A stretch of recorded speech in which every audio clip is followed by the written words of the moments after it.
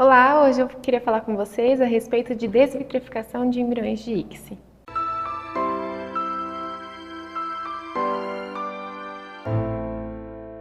Olá, eu sou a Esther do laboratório, responsável pela parte de desvitrificação de embriões. E hoje nós vamos falar com vocês a respeito do treinamento de desvitrificação, qual é muito importante para a gente ter cuidado com a manipulação desses embriões e até mesmo com a desvitrificação desses embriões. Nós vamos começar falando um pouco sobre a ICSI em geral. Então é feita a avaliação folicular das éguas doadoras e é feita a aspiração dessas éguas. Esses oócitos recuperados são enviados para o laboratório e a maturação desses oócitos é feita lá mesmo. Esses oócitos, quando estão maturados, é feita a injeção de um espermatozoide dentro de cada óvulo. E essas estruturas são colocadas em cultivo por 7 a 8 dias. Então nós temos embriões D7 e embriões D8 de ICSI.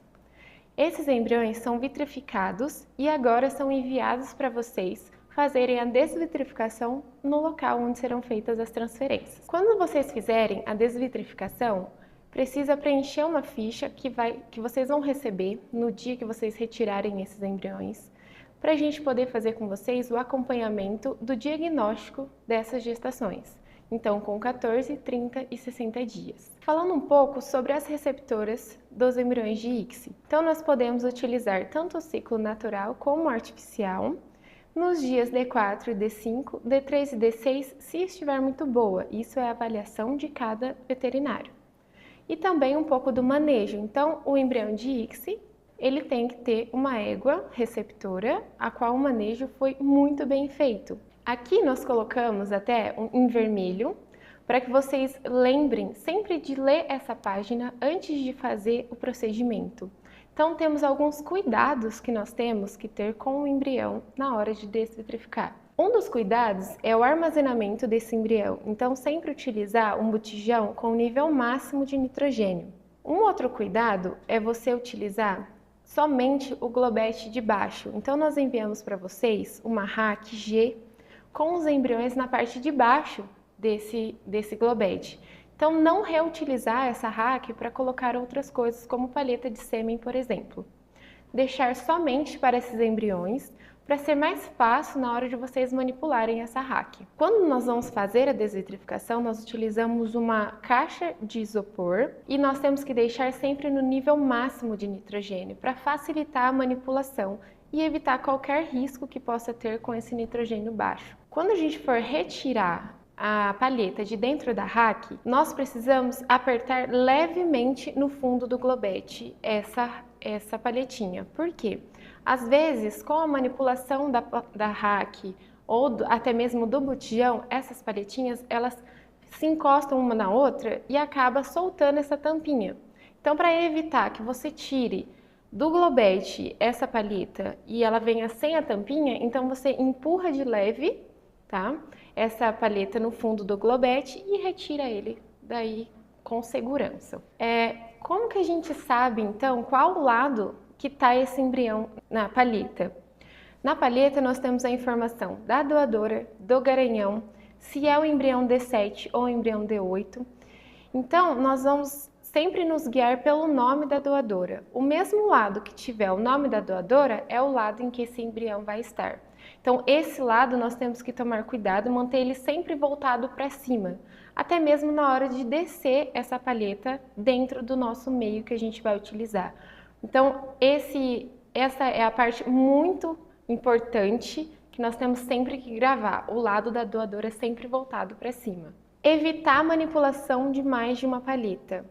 Então, para evitar que tenha o risco de acasalamento, né, de confundir os acasalamentos, então manipular somente uma palheta, fazer somente um embrião por vez na hora de desvitrificar. Então, o ambiente, como que nós temos que ter cuidado com o ambiente que nós vamos fazer a desvitrificação?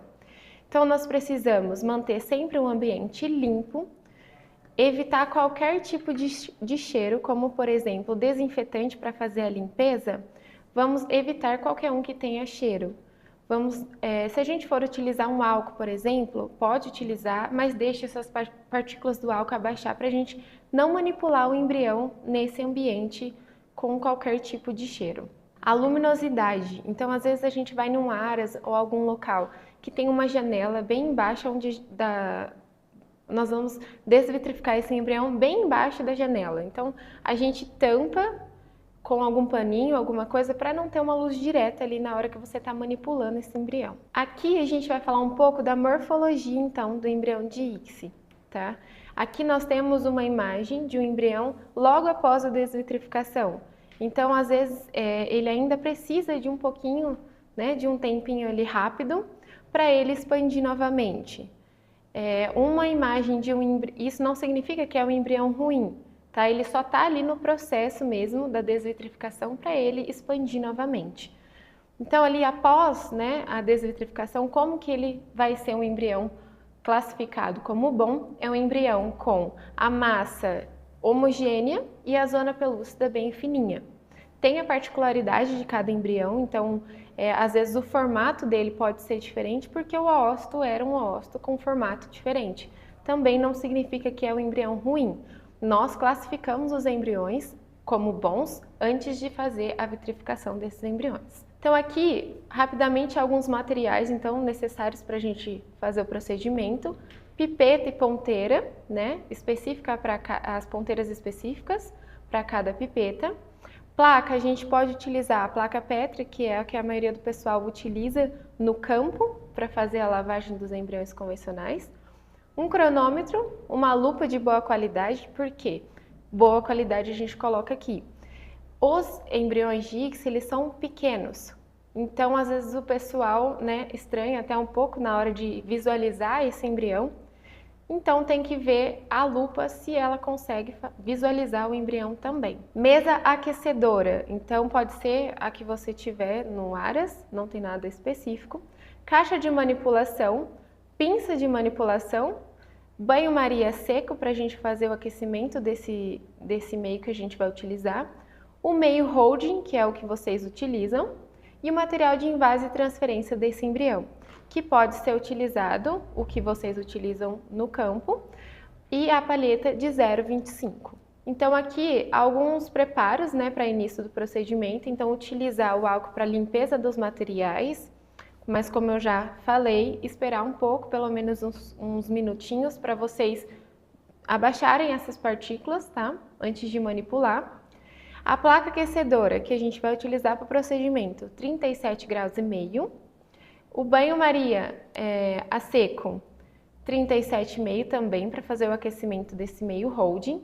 E o holding a gente vai utilizar, ele aquecido, a gente vai aquecer ele 30 minutos antes do procedimento, a 37 graus e meio. E aí a gente, depois de aquecer esses meios, separar tudo certinho, aí a gente vai para fazer a nossa desvitrificação.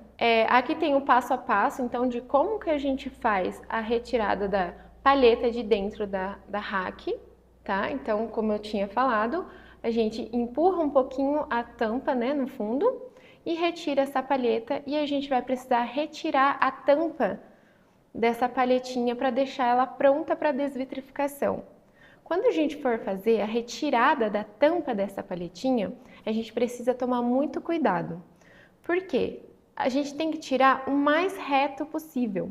Se a gente faz uma voltinha na hora de tirar a palheta, a gente pode tirar mesmo esse embrião da palheta, raspar essa tampa na palhetinha e acabar retirando o embrião. Então, toda vez que a gente for tirar a tampa da palheta, a gente precisa tirar o mais reto possível, tudo isso dentro do nitrogênio. Por isso que o nitrogênio dentro da caixinha tem que estar no nível máximo que a gente conseguir ali dentro da caixa. Aqui a gente fala a respeito da descida do embrião na gota de meio, que é uma coisa que já está lá também naqueles cuidados especiais. A gente coloca uma imagem aqui para vocês tomarem muito cuidado com isso. Então, o jeito certo de você fazer a descida da palheta na gota é você entra na gota, você pode encostar no fundo da placa, entra na gota e faz o movimento de zigue-zague, com o doador sempre voltado para cima, tá? Então, eu costumo até falar para o pessoal, a gente tem que furar a gota, tá? Então, às vezes o pessoal quer vir somente fazer a descida. Essa descida, a gente forma uma bolha na gota e aí a gente acaba rompendo esse embrião. Então toma muito cuidado, faz a entrada da gota e faz o movimento de zigue-zague. Tudo isso olhando na lupa, para você conseguir visualizar o embrião soltando ali da palheta. Aqui nós temos o protocolo, então é um protocolo bem simples. A parte mais difícil são os cuidados que a gente precisa ter com esses embriões. Então, antes de fazer o procedimento completo, o protocolo, leia novamente aquela parte com os cuidados que nós temos que ter com os embriões, para poder fazer com segurança esse procedimento. Então, nós vamos aquecer o meio a 37,5, o Holding que nós vamos utilizar, por pelo menos 30 minutos antes do procedimento. Então, nós vamos pegar uma placa Petri, vamos fazer 3 gotas de 500 microlitros do meio Holding e nós vamos fazer a descida na primeira gotinha de meio que nós temos ali na placa. A descida com aqueles cuidados de sempre com o doador voltado para cima, faz o movimento de zigue-zague, esse embrião soltou e nós vamos deixar 30 segundos em cada gota. Então, desci, apertei o cronômetro, deixei meu embriãozinho lá 30 segundos, passo para a próxima gota. Nessa passagem, assim que eu deixar o embrião na gota, eu homogenizo ao redor desse embrião, eu nunca vou puxar o embrião e soltar. Somente ao redor dele, deixo ali por mais 30 segundos, passo para a próxima gotinha, mesma coisa, homogenizo ao redor do embrião, deixo mais 30 segundos e aí eu já posso passar para a minha placa de Holding, que já estava aquecida também antes de começar o procedimento. Ali eu posso invasar esse embrião e já transferir ele para a receptora. O tempo que você vai deixar dentro dessa plaquinha, com esse meio, ou na palheta, é somente o tempo de você preparar a doadora, a receptora, para receber esse embrião. Então é isso, pessoal, os cuidados que nós temos que ter com esses embriões são muito importantes, né, para o nosso resultado final, que são os potrinhos. Então, nos vemos no próximo In Vitro Academy.